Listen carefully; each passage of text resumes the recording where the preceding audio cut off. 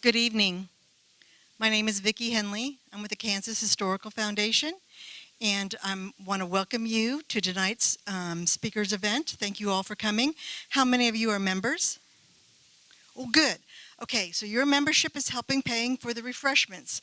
And I saw a lot of you doing donations, and your donations go toward additional speakers. The Kansas Historical Society is a state agency, and more public outreach is paid for with private funds. So that's my job. I ask people for money to support the Kansas Historical Society. If you are a member, you would have just gotten this Kansas History magazine. We've been publishing since the late 1880s, and on new and interesting peer-reviewed history quarterly. So it's my pleasure to introduce the Director of Education and Museum at the Kansas Historical Society, Mary Madden. Hi. Hello. One piece of note in that most recent issue is our speaker's article on the topic tonight. So you get to read more about it. This is, these are sometimes I put on my sunglasses and then I'm really confused. Thank you for coming tonight. This is one of the first of many programs we hope to have about commemorating the 100th anniversary of women's suffrage. And like Phoebe Buffay says, it sounds like a bad thing, but it's really not.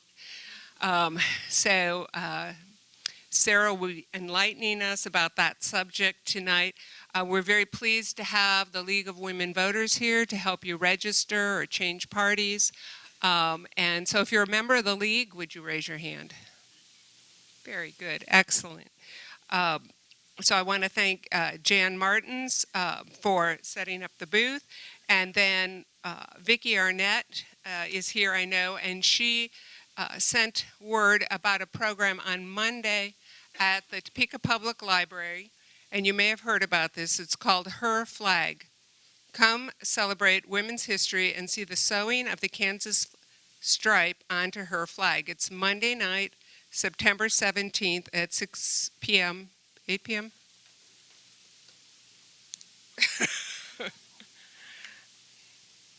6 p.m. at the Topeka Public Library.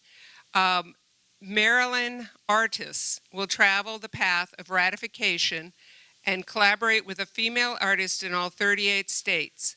Each will create a stripe that she will stitch together on site into their capital city flag. So if you can do it, please show up at the library. And again, we really appreciate voter registration. That was a big, suffragettes worked long and hard so that we could have that benefit. And we're very fortunate to have a donation coming to the museum on Monday. Carrie Chapman Kate is a name that's familiar to a lot of people. She's not a Kansan, but she was very instrumental in the suffrage movement. And she contacted us a couple months ago and said, I'm sorry, Carrie didn't, she's dead. I'm getting ahead of myself. The donor, Kathleen King, she's really old. She inherited a collection of letters by Carrie Chapman Kate to a woman who lived in Garnett who was a suffragette. And she called and said, well, I've got this collection. I can give it to you or Harvard. And we went. So we're doing an exhibit on the 19th Amendment called Upward to Equality. It will open in March of 2020, where we have the 105 county exhibit right now. And so we'll be the first location to transcribe and share her letters. And there's also this primo artifact that Kathleen King's, I'm not sure if it was her mother or aunt, grandmother, I'm looking up Blair. She went to vote November 5th, 1912, women were given the vote in Kansas. So our state allowed women to vote in state and national elections. And she wore a hobble skirt. If you know anything about hobble skirts, that, women wear the craziest styles. But in that era, it came down very tight at the ankles, so you could walk like this, which there's a lot of symbolism in that skirt. But the story was that she could walk downhill to the voting booth, but she had to get a ride back uphill. So we're very excited to have that coming, and it will be in the exhibit. We also have an exhibit opening November 1st. It's a smaller exhibit, but just as powerful, and it's called Martha Makes History. And Megan, I know you're here. Can you wave your hand? She's an archivist, and she's channeling Martha Farnsworth. Martha Farnsworth is one of those women who spent 40 years recording her thoughts. And part of what she recorded was working for the suffrage movement. So you can follow the tweets that Megan's putting out at Martha Makes History. Follow her on Twitter. And then we will have an exhibit opening in the Research Gallery November 1st. So, of this year. So with that, one other announcement. Behind the scenes tours. Our next behind the scenes tours for the museum, the archives, and the archaeology collection is Saturday, June 29th at 2 p.m. And that is, if you're a member, you get in for $4. If you're not a member, it's $15. It's worth the $15, but it's also worth being a member. So if you want to see the inner sanctum of the museum, we have 120,000 objects hidden back there. Archives has millions of pages. Mine's more interesting. But anyway, you can sign up ahead of time. So it is my pleasure now to introduce the newly minted Dr. Sarah Bell. You were minted a Doctor of History at KU a month ago. Yes. Congratulations.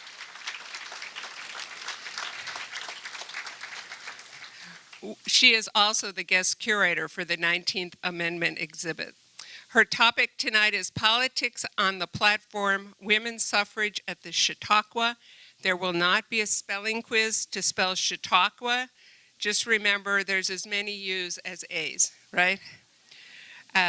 In brief, programs on reform, religion, and culture could be found at Chautauqua, a rural movement focused on moral education and self-improvement. The Chautauqua Movement provided a space for women to discuss important issues of the day. This presentation examines how women engaged in suffrage, temperance, and other types of political activism at the Chautauqua, and how this early movement laid groundwork for contemporary issues of feminism and gender equality. So please join me in welcoming Dr. Bell. Thank you, Mary.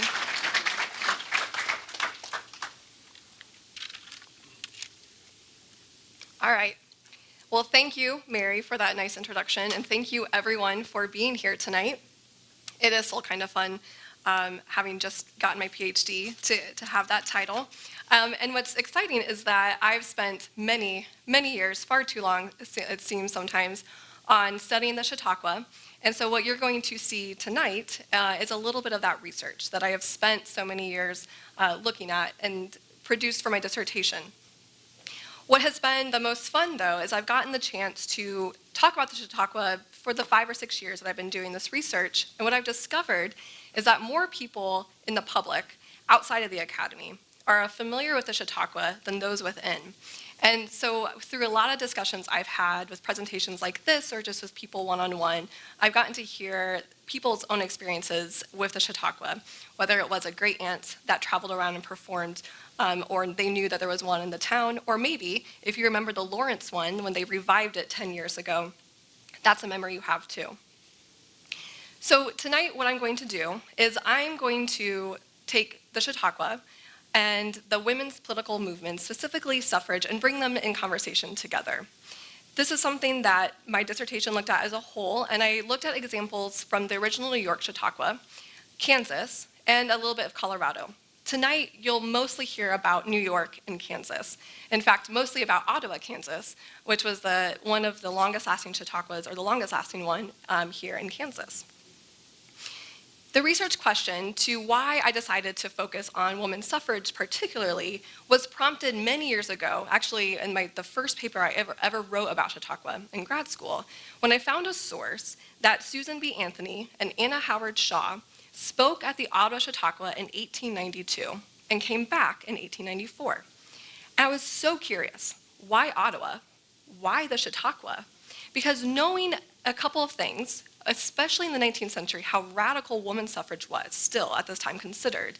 And I knew enough about Chautauqua and its religious respectability that it really tried to provide to people, that seeing suffrage show up at this respectable place, it made me wonder. And especially showing up in Ottawa, Kansas. So I had to learn more. So my presentation tonight will answer that question and how Anna Shaw and Susan B. Anthony got to that point. I will take you from 1874, when the first Chautauqua started in Western New York, to the first decade or so of the 20th century, when suffrage actually became a regular part of the Chautauqua program. I will walk you through the two timelines. I'm going to start and explain what Chautauqua is first, and then I'm going to kind of bounce over and talk a little bit more about women's suffrage, political activities, because it's really important to understand the context of this time to see and understand the significance of it. I will leave plenty of time at the end for questions that you have that may come up. I have a lot of great photos, and most of them are from the Franklin County Historical Society, and also right here in the Kansas Historical Society. So with that, what is the Chautauqua? So as I mentioned, it began in 1874 in Western New York. The map up on the top right shows highlighted county and a really rough approximation of where the Chautauqua is located. Two Methodists started the Chautauqua: Lewis Miller, who was a businessman, which meant he had money and funding to start something like this, and a minister, John Vincent. They had this idea that they wanted to sort of model after the revivalist camp meeting that had been really popular during the Second Great Awakening in this burned over district where the Chautauqua roughly was located. But they didn't want it to be so overly evangelistic or kind of more like spectacle that some of those camp meetings sort of became. But they did like this emphasis on worshiping outdoors, kind of embodying the sacred with nature. And their original intention was to use the Chautauqua to train Sunday school teachers, who in the 1870s were primarily women. But they wanted to couple this idea of education, this moral education, with leisure, which was becoming a popular idea during this time period for the middle class. And so they wanted to make sure it was in this beautiful, natural space. It was so successful that first year that the Chautauqua became an annual summer event where the first few years, visitors would come and camp out, literally, for 7 to 10 days, listen to lectures, have discussions with their fellow attendees, and attend musical performances. And as you can see from this 1881 image, the Chautauqua quickly expanded. So it shows kind of the rough footprint and where it was located along the lake. A lot of really good real estate they used there. In addition to being very popular in New York, the Chautauqua spread across the country. And this map here shows in 1902, and I will say I think they were a little, gave a little too many dots on there, but roughly what they would say, how many assemblies there were at this time across the country. So not everyone could make it all the way to New York, and so some people who got the chance to go to New York thought it was so wonderful they wanted to emulate it, and they brought it back to their towns and they started their own Chautauquas. These were called independent assemblies or daughter Chautauquas after the mother Chautauqua in New York. They really tried to model it directly after New York, the same kind of programs and lectures. Sometimes even the same lecturers would go from New York to Kansas to Illinois to Iowa. You can see all over the country. So during this time period, the Chautauqua maintained its emphasis on religious education. It never lost that, but it did broaden its topics to include more secular things, including science, current events, art, literature. They even had activities for children. And they, in fact, not just activities for children, but intentionally so that their parents, especially mothers, could take the time to listen to lectures. So one of these Chautauquas that I have a star on here was Ottawa. I'm going to take just a brief moment to focus in on Ottawa, because I did spend so much time researching it. And will admit, I am not a native Kansan, but in the 9 years I've lived here, I've really come to appreciate the history of this state. And I've spent a lot of time focusing especially on Ottawa because of the Chautauqua. And Kansas actually had the first Chautauqua Assembly west of the Mississippi, which started in 1878 in Bismarck Grove. Those of you who are familiar with Bismarck Grove know that it had this connection to temperance. And surprisingly, it did not last well and very long at Bismarck Grove. So it was there for 3 to 4 years before it moved over to Topeka for 1 year. Didn't do well here either, and it landed in Ottawa in 1883, where it lasted, as you can see, for over 30 years. There were other Chautauqua assemblies in Kansas that started after that, including in Winfield, Lincoln Park, Wathena, but Ottawa had the longest and the most successful. And a couple things, so the top picture shows the entrance to Forest Park, where Ottawa Chautauqua was located. And I will say the river wrong, Marais des Cygnes. I'm getting better every time, I promise, I'm really trying. Marais des Cygnes, so they are trying to really emulate this idea of water and the park and this nature that the New York Chautauqua had. But the other thing you can see in the bottom picture is this terrace row. So in 1896, I have a couple quotes for you. The population of Ottawa was 6,000 people, a good size, but still small town. And the Chautauqua defined itself as really being within rural communities.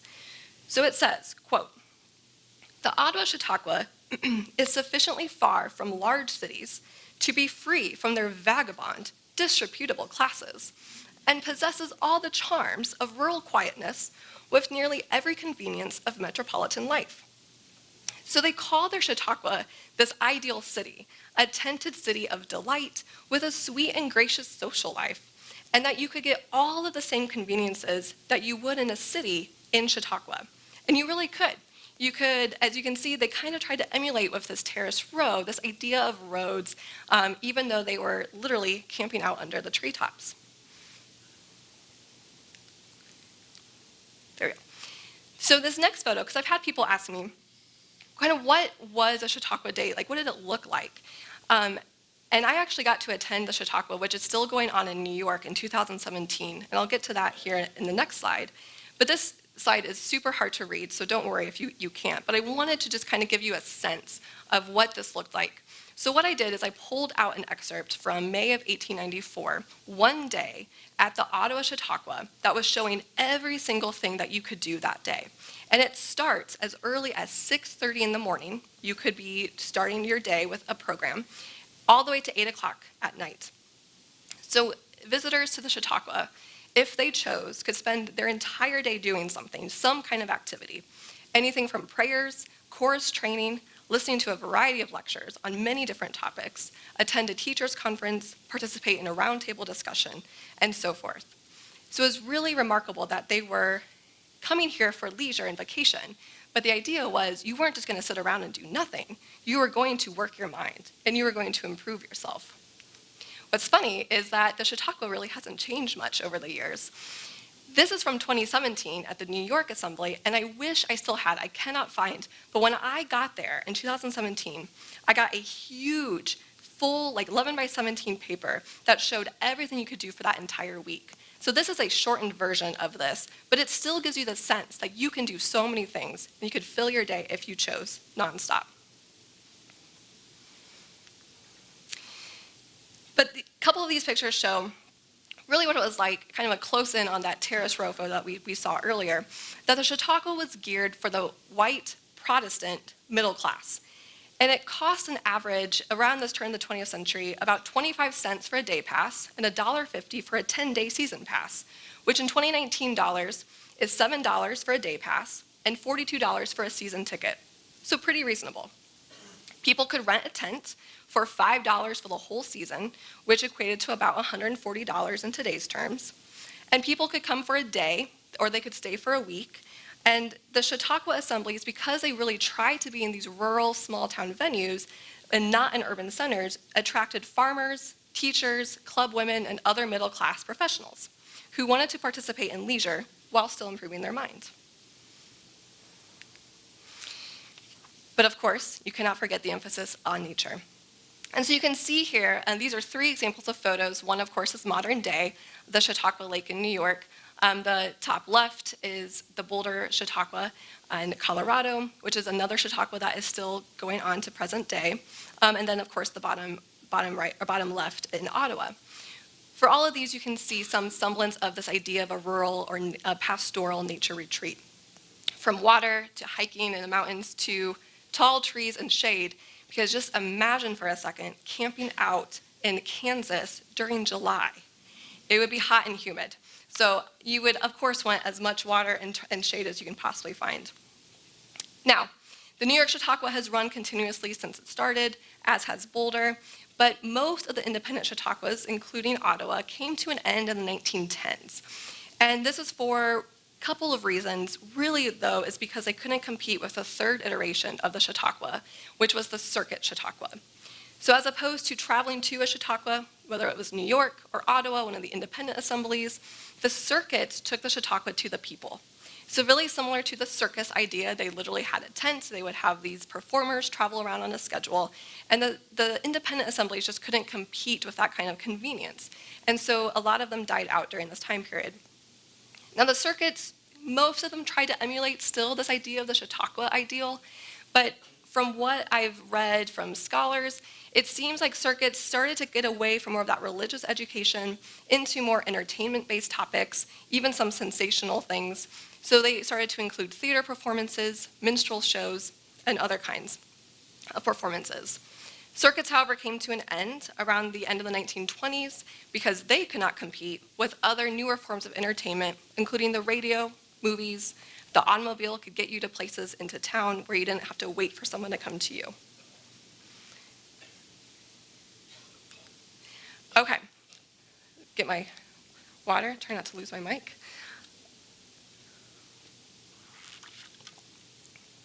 What I'm going to do now is shift a little bit, because what I want to make clear is that the Chautauqua was not just a place where it supported women's reforms and women's suffrage. It was a place that primarily women were there, and they were a majority of the audience, but it wasn't necessarily that it was just women. Men did come. You've seen a couple of pictures already with men and children. Families were there. But what was really interesting is that while women were the primary audience, Vincent, thinking back to one of those original founders, who was a Methodist minister, he didn't want women to be lecturers. So they could sit in the audience, they could listen and get educated, but they could not themselves do the education. They would have to be in more of that passive role. And part of this is because of gender roles and this idea of separate spheres during this time period, especially for the white middle class, which emphasized that women really needed to be in the home. That was their domestic sphere, and that they shouldn't be involved in many public or professional activities, including speaking in public or any sort of political action. So Vincent had been trained in this, bought into this belief, and while he was progressive enough to want to educate women and believe that, he had limits on what that participation looked like. However, that ban of women speakers only lasted for 2 years, because Frances Willard became the first woman speaker to speak at the New York Chautauqua in 1876. Now, Frances Willard is best known for her association with the Women's Christian Temperance Union, which during the late 19th century was the largest women's group in the country. And what the WCTU, what its acronym is short for, what it's known as, these women really emphasized home protection. And they justified the need for their participation in public because they had to protect the home. The men that were supposed to go out and work and bring home money were drinking it away in saloons, coming home drunk, possibly beating their wives, and there was no way to prevent this from happening unless they went out into the public sphere. So this movement was growing, and it actually had its start at Chautauqua in 1874. So 2 years later, by the time this was an established group, women had sort of gotten this moral authority when it came to this issue of temperance. And Vincent, even though he was reluctant to allow women to speak, acknowledged that this was something that women had. So thus, Frances Willard used this temperance to get as a means of entry onto the platform. So Willard was the first woman to speak at the Chautauqua, but she was not the last. Other women followed suit, also speaking on temperance. Some spoke on literature, art, music, and so forth. But Vincent drew a line: no woman suffrage. Women who attended the New York Chautauqua, and I saw this in a lot of newspaper articles, were very frustrated with Vincent. He could support women's education. He could support this WCTU movement, women speakers. Why could he not take that next step and give space for women to discuss suffrage? And to fully understand Vincent's reluctance, we need to go back and, as I just mentioned, this idea of gender roles and separate spheres. I mentioned in the very beginning, suffrage was this radical topic at the time.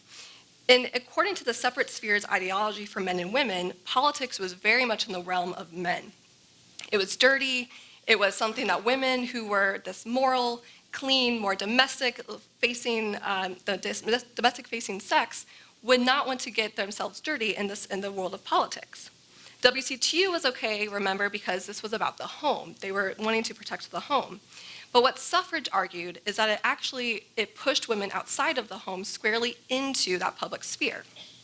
And many people at the time saw this as a problem. And so this is a political cartoon from many years later, but I think it just does a good job of sort of embodying the concerns that were happening. What would happen at home if women weren't there to take care of it? The poor man, of course, caring for those two screaming babies. So I thought this political cartoon exemplified some of the fears of this time period. Now, taking a pause from Chautauqua just for a second. I mentioned, I'm not a Kansan, but I really have learned a lot about the history of this state, and especially women's political activities here. And Mary mentioned earlier that Kansas women got the right to vote in 1912, which predated the 19th Amendment by 8 years. But in addition to that, Kansas actually was the first state to even attempt to pass full suffrage for women, all the way back in 1867. It was not successful at this time, but it drew the attention of national leaders who came to the state trying to campaign for this vote. 20 years later, Kansas had another first, in that it was the first state to give women the right to vote in municipal elections or in city elections. This ended up they used temperance and prohibition at the time to justify their inclusion in politics because Kansas had passed a prohibition amendment in 1881, and there was some concerns about enforcing it. So women argued they would be moral political allies with the Republican Party if they would only be given the right to vote. And they got it. 1894 was another attempt that was not successful, and then finally in 1912, Kansas women received the right to vote. Elsewhere, suffrage was occurring. It was very much an active part of the West. When you see the timeline of suffrage leading up to the years of the 19th Amendment, Wyoming Territory had granted women's suffrage in 1870, Colorado had passed it in 1893, and many other states had passed it between 1896 and 1912. Utah, Washington, California, Oregon, and Idaho. So it was sort of this idea of this like Western progressive view that these were the states that were passing women's suffrage in advance. But back to Chautauqua for a second. Because remember, I said at the very beginning, Anna Howard Shaw, Susan B. Anthony, show up in Ottawa speaking at the Chautauqua in 1892. So how did the Chautauqua go from first not allowing women to speak at all in 1874 to allowing women speakers but not speaking on suffrage to having suffrage show up? Well, because women pushed for it. Women pushed for it consistently and persistently, and this shows up in a lot of different newspapers and letters at this time. They were writing to Vincent, and they were insisting that he include it. At different performances and lectures, Vincent would periodically poll the crowd. How many of you are actually for suffrage? And women would cheer. They would wear yellow ribbons, yellow for the sunflower state of Kansas, because they had passed that 1887 municipal suffrage. And they would cheer and say, we want suffrage. And finally, in 1891, Vincent agreed, and he allowed a Woman's Day to occur, which had suffrage lectures and discussions all afternoon. So other Chautauquas, of course, are looking at New York, and they're watching what New York is doing, and they emulate this, and they start their own Women's Council and their own Women's Day. And back in Ottawa, Ottawa had been, Kansas had one of the first Chautauqua to start west of the Mississippi, and it claimed to be the best of the West. And it really wanted to rival its eastern ancestor, as it called it, in this great growing work of supporting women. So Ottawa started its own Women's Council in 1892, the following year after this Women's Day in New York, and they called it a Congress for the growing women's club movement. And at this time, in addition to the WCTU and women pushing for women's suffrage, there was also the rise of women's clubs. And there were a lot of women's clubs that had been started in the 1870s, 1880s, and they finally organized into the General Federation of Women's Clubs in 1890. So the Women's Council published a women's club directory in their monthly newspaper, which included updates from women's clubs, writings, and advertisements. Again, I know it is impossible to read. I just wanted to show a front cover of one of these monthly newspapers from Ottawa, and where it says and it lists one of their club directories. But this was really pretty significant, because during this time period, even though women were starting to push against these boundaries and they were starting to make their voices heard, there really wasn't a lot of spaces in public where they were really allowed to produce this kind of writing and to share this information. So the Ottawa Chautauqua, and its newspaper specifically, positioned itself to be this important means of communication between all the women's clubs within the state, at a time when other newspapers really were not publishing this kind of information unless it was specifically a women's club paper. So by 1898, just 6 years after the Women's Council had started, the Assembly Herald had over 300 clubs, women's clubs, listed in their directory, and a circulation of 3,000 papers issued monthly. But really the most important thing that Ottawa Chautauqua wanted, and I'm sure this was also partly a business decision, they wanted these women to come to the Chautauqua because they wanted everyone to gather together. And they said that it would be the largest assemblage of club women ever seen in the West if they all would just gather in Ottawa in the summer. And what they wanted is they wanted women to come together, listen to all this information, talk to each other, and then take what they learned and spread these seeds of organization back across our beautiful prairies, resulting in a women's club in every town, village, and school district in the state. Now, to pause on these pictures for a second, because these are two of my favorites. The one on the left shows this picture of a parlor tent, which, if you can see, we have three women sitting under what appears to be kind of trying to emulate a parlor. In their rocking chairs, looks like maybe reading, some embroidery work, some fantastic hats, you can see there. And what this idea was, again, is that they were trying to take something from the home, this parlor, the space where if you were going to be making calls, where that you would entertain the public within the private space of your home, and trying to emulate that here at the Chautauqua, showing that they really were trying to bring this idea of this respectability with them to the assembly. The other photo is possibly one of my favorite photos, but only because what it says on that tent, and I have it written up, is the hobgoblins. And I now ask every single time I do this presentation, if anyone knows any information about the Hobgoblin Club, please let me know. Because what the hobgoblin means is mischievous imp or sprite. And I am dying to know what a women's club that was named after a mischievous imp or sprite talked about in their meetings. And so this is another example of a group that showed up at the Ottawa Chautauqua. Okay, but back again to Shaw and Anthony. So it makes a little more sense that in 1892, they were able to speak about suffrage in Ottawa, because this was the year after Vincent had finally agreed to let women talk about suffrage in New York, and Ottawa quickly emulated that in their own town. So when they visited, their visit was an honor for Ottawa never before enjoyed. And so in addition to supporting women's clubs from the very beginning, the Women's Council was a place to discuss suffrage. But again, and this is the third time I'm using this word, this was radical. But here's why. What's really interesting about doing research on women's suffrage is that sometimes it can be kind of hard to actually find that information, because it was this concept that, some women really, men, and some women really didn't support, because of this idea. It was too far, you were asking for too much, you're trying to change too much. And so it was this commonly held belief during this time period, especially in the 1890s, that women's clubs did not discuss three things: religion, politics, or women's suffrage. And so for a time, for this women's club focus group at a religious assembly. They were hosting many suffragists, national suffragists, having suffrage conferences, and even urging all of the state workers in Kansas to come to Ottawa. Laura Johns, who is the woman here, one of the Kansas leader on this page, she was the president of the Kansas Equal Suffrage Association during 1892 when Anthony and Shaw had visited, and she wrote to all of the workers saying that, quote, "This suffrage conference will afford an excellent opportunity for an interchange of thought and ought to stimulate our work." So in 1894, Shaw and Anthony came back. If you can remember, back to that timeline, this was the second attempt at full suffrage for women in Kansas, which is why they were here in 1892 and back again in 1894.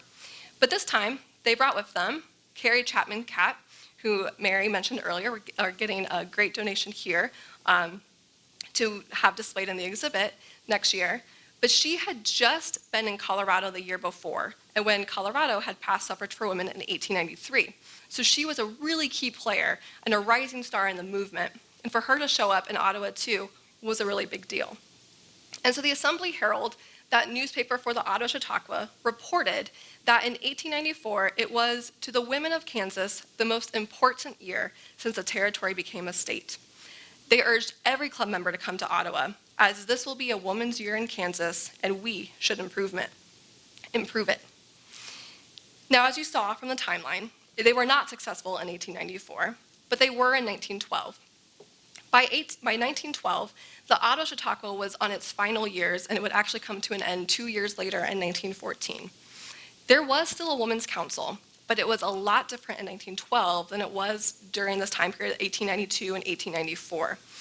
And it didn't have that same kind of urgency or even really active support for women that they were exemplifying and showing in the papers and in the programs during the 1890s. In fact, what they did have was a debate, and they called it to be kind of a sensational debate that would occur between a woman who would speak for suffrage and a man who would be against suffrage. So it was still there, but just not in the same capacity. Now, this is a little bit of a exercise I'm going to ask you to do, because what I want you to do, for those of you who are close enough to see, I know some of you in the back will not be able to, I want you to look at this picture, and I want you to tell me what you see in this photo.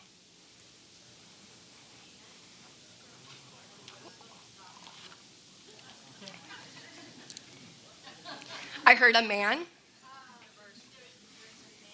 Yep.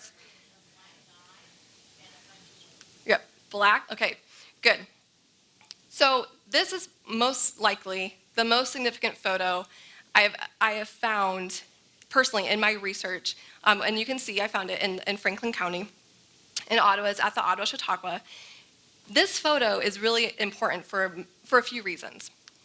Yes, you see this one guy. If we're just making observations and I'm not interpreting his stance, I would have to say he does look a little cocky or jaunty the way he's like sort of leaning back. But we have a bunch of women who appear to be eating lunch under the treetops. But we have two women who are sitting in the back. And these women appear to be women of color, an African American woman, possibly Native American woman, but for sure they are not white. And what you notice is, at least it looks like there are no extra chairs at this table. They appear to maybe be holding something. And so you can draw the conclusion that likely they were in some kind of a serving capacity.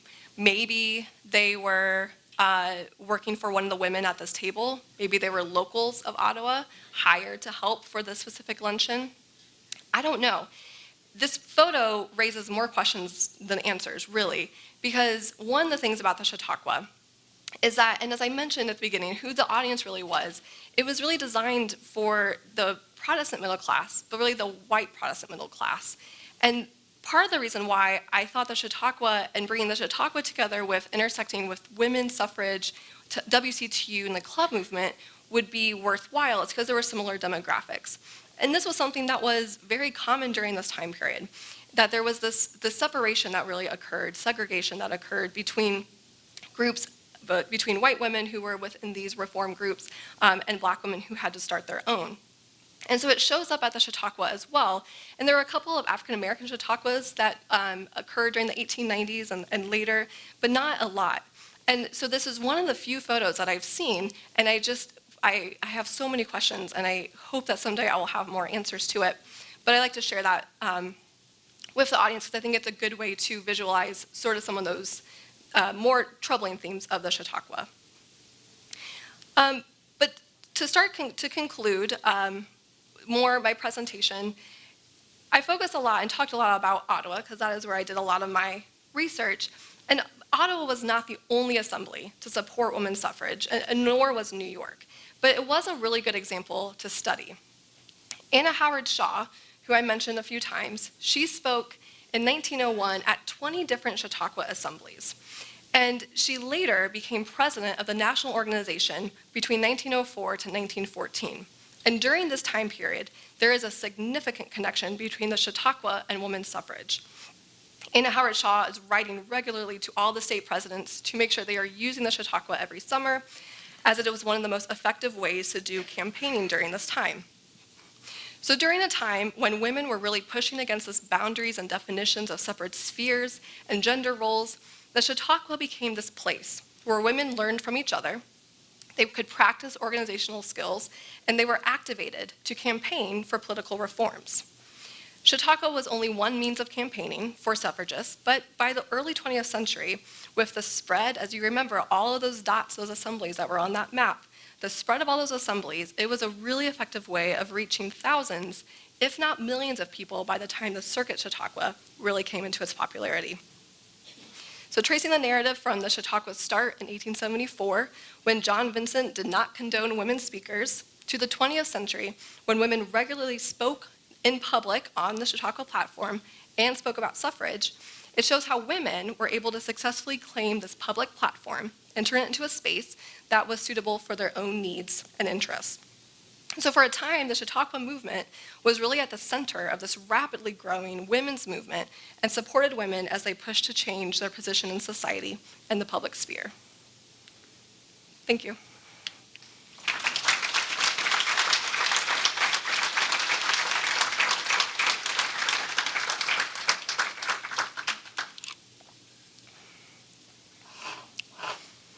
Yes.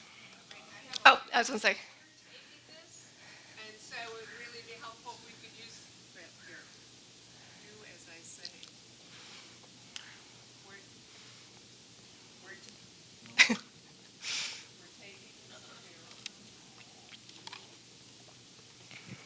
We're taping this, so it'd be really helpful if you would speak into the microphone. We'll run like rabbits to get it to you.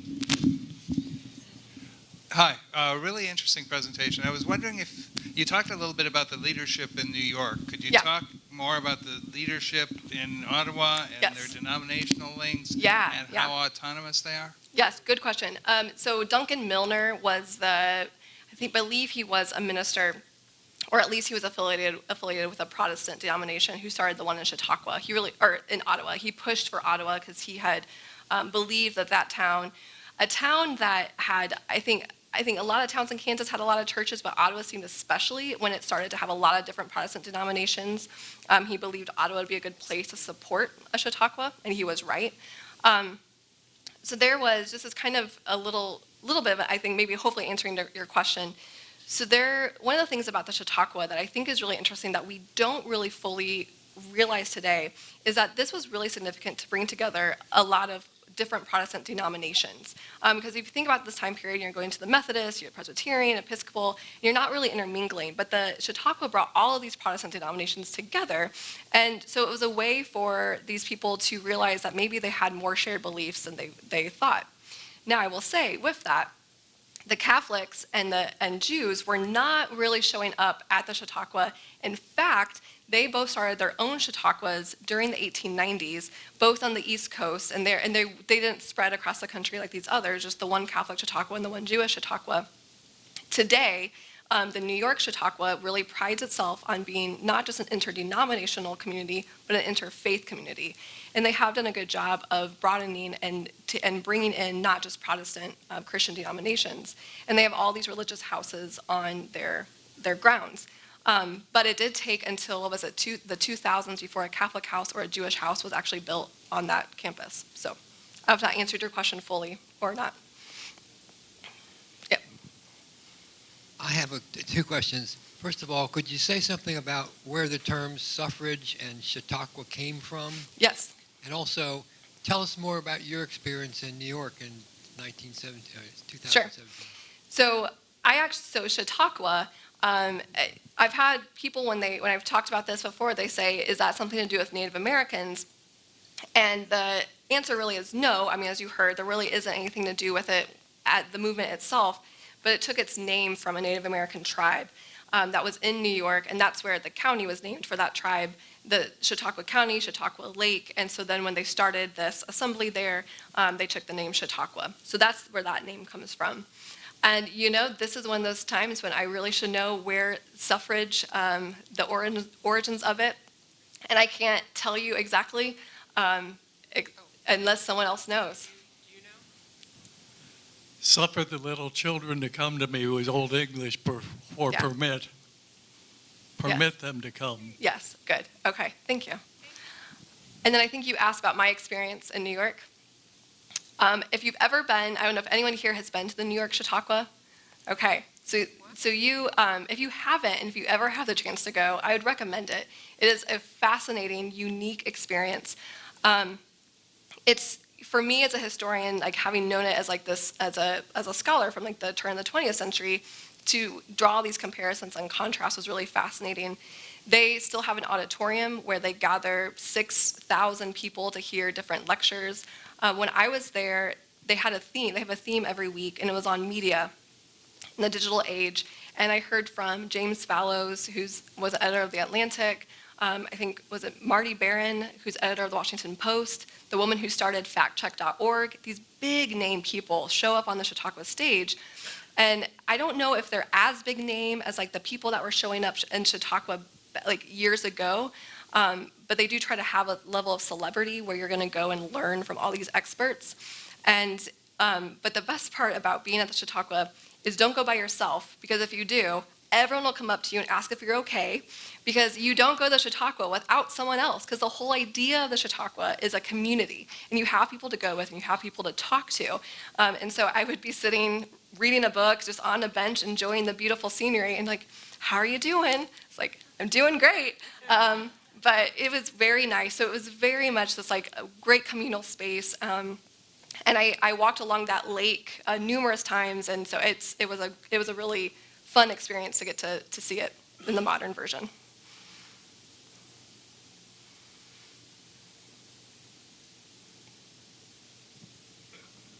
Oh, okay. I'm going to have to leap. I've got to learn to leap Right. over, high bound, high. Yeah. Who had their hand up? Okay. I'm wondering if you have been to the Ottawa Chautauqua, if it's still going. It's not still going. Oh. Forest Park is still there, and the Marais des Cygnes. Yes, Marais des Cygnes. Meridazine. Oh, I'm telling you, it's every time I really. Take That's out how some you know. vowels. Yeah, that's how you know I'm not a true Kansan. So Forest Park is still there, but no, the Ottawa Chautauqua came to an end in 1914. Part of the reason, it was because I couldn't compete with the circuits, but Ottawa had really bad floods in the few years in the 1910s. And of course, being right by the river that you all say so much better than me, they couldn't have Chautauqua for a couple of years. And so that was why they finally, I think, had to bring it to a close. But I did say at the beginning, Lawrence had a Chautauqua, I think it was in 2009. I'm almost positive it was like the year before I arrived in Lawrence. And I guess it was a really big hit. I don't know if anyone here went to that. It was put on by the Kansas Humanities Council at that time. And so I am determined to bring back the Chautauqua. I just need to ask all of you to sign my petition. It's going to work its way around, get enough votes for it. So, yes. Yep. You used the term separate spheres. I'm wondering, is that the language that they used at the time, or how did they describe it? That is a really good question. So if we had, an hour, I could get into this whole historiographical debate about separate spheres, which of course I won't submit you to. Separate spheres is a really interesting Can you repeat the question? idea. It's something about, did they use separate spheres at the time? It was something that, I don't know if they use that exact phrase, but it's a phrase that scholars use to sort of try to explain this time period. But it's a contentious term because what scholars have found as they keep doing research is that this isn't true. I mean, women didn't just stay in the home, and women and men weren't just out in the world. I mean, these two worlds intersected and collided all the time. And especially if you think about like a working class woman was certainly not had the leisure to stay at home. So what separate spheres was more of an idea, an ideology. It was trying to strive for this idea that you were wealthy enough that the woman, like the wife, wouldn't have to work and she could stay home and wouldn't have to rely on her income as well. And so I think it kind of turned into this idea that it was something to strive for this middle class, that women would have the time to take care of the home, of the children. But it's good. I should look to see if it was actually used at that time. I don't believe they actually used the phrase. They did use it. Great. So thank you. I love audiences that can correct me. They what? Here. You want to hear? Pat Mark Coventry's poem, Angel of the House, Yes. explicitly Okay. uses it. Good. That's a good. In Britain at the time, it was a 19th century term They were already. using it. But as you said, it's always more ideology than Yeah, fact. than fact, right? Lots of And ways. I have one of my friends is doing this work on like women who with horticulture and flowers and selling flowers. I mean, and like tracing movement of women. It's a really, so it's a term. Yes, thank you for correcting me. That was used, but I think not actually. In fact, was it truly an actual thing?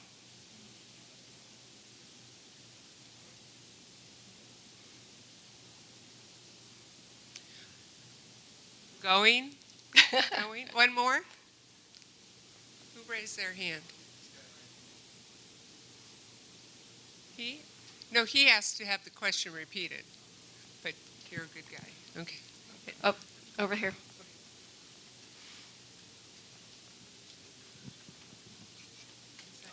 I just wanted to know where you did come from. Yes, I know. I've mentioned many times. Not Kansas. I'm very much a Midwesterner, is what I label myself. My dad was a pastor. My dad is a pastor, and so we moved a lot. So I lived in Nebraska, Indiana, Iowa, Missouri, Kansas. So Midwest, Missouri, if I'm pushed, because that's where I went to high school and college. But yes.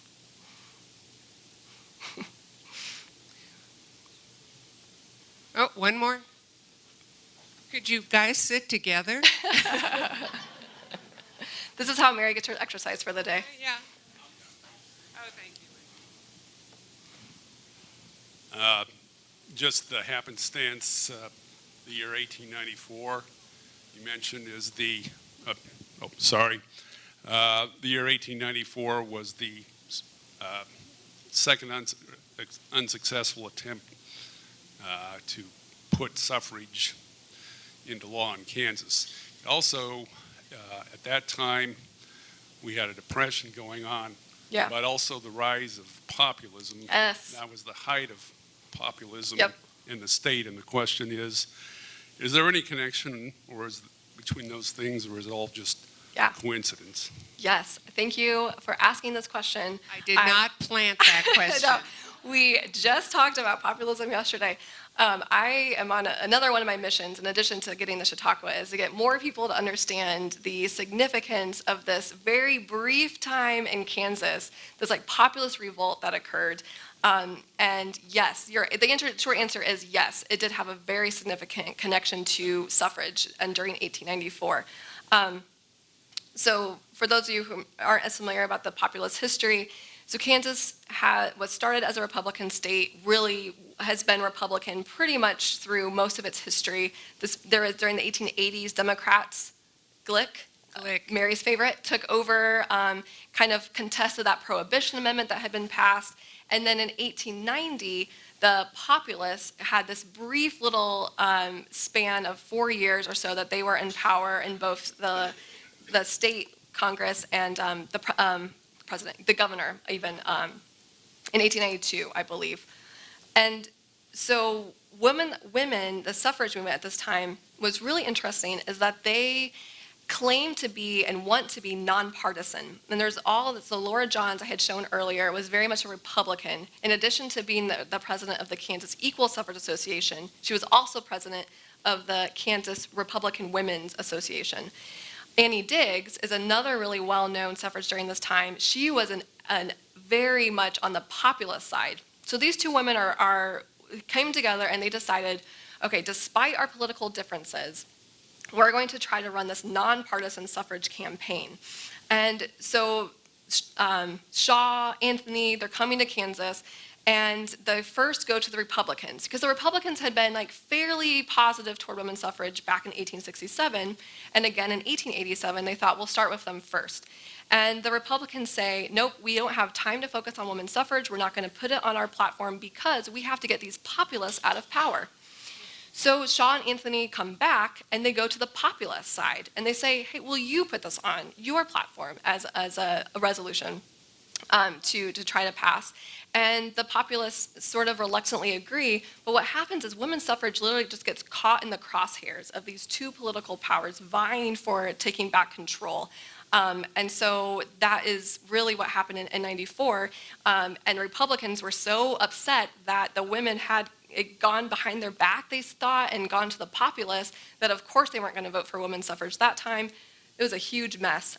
So that was populist. It was a great question, and this is why I am insisting that we need to bring out this story a little bit more in our suffrage exhibit, because it was really, it's a study on like the political setting at the time in Kansas, but what it shows is that women didn't have the right to vote.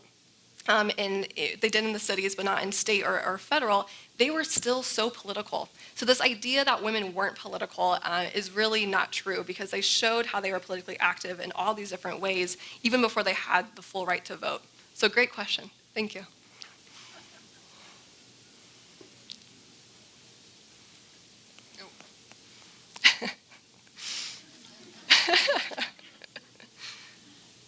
Oh, good. He's getting all this on video, too, just so you know, her running around.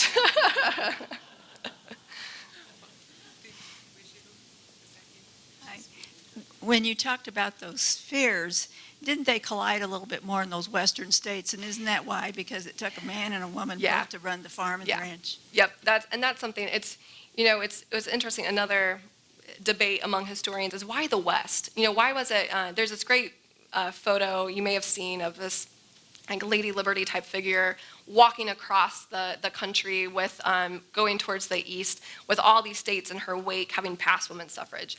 And it's a good question. Why was it the West? I think there were multiple reasons for it. The West liked to think it was more progressive in a lot of ways, which may or may not be the case. But what for sure was the case is that women were helping found these states at the time that they were being formed. Clarina Nichols is a great example of this when she spoke at the Wyandotte Constitutional Convention in 1859 and urged all men who were there to consider giving women full suffrage then, but which they didn't get, but they did get the ability to vote in like school elections and have more guardianship rights for children. And so I think my take is that women were working alongside their husbands outdoors. Yes, this idea of separate spheres, not as accurate in more of that rural farm setting, but it was also because they had that means. They were able to influence the men who were in those political positions of power, and I think it was easier to do it in a state that was newly formed as opposed to these eastern states that had had their constitutions for years. Yeah, great question. Thank you.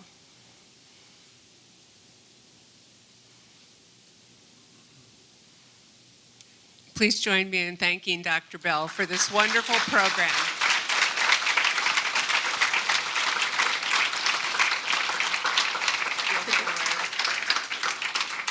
Sarah said she'll hang around if you have more questions.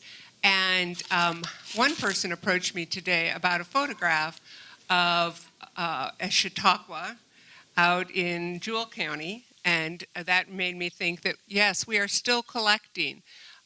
We have millions of photographs, but, well, maybe 500,000, I exaggerate.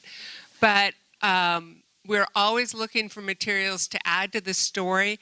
And so the archivists over there, you're not getting off, raise your hand.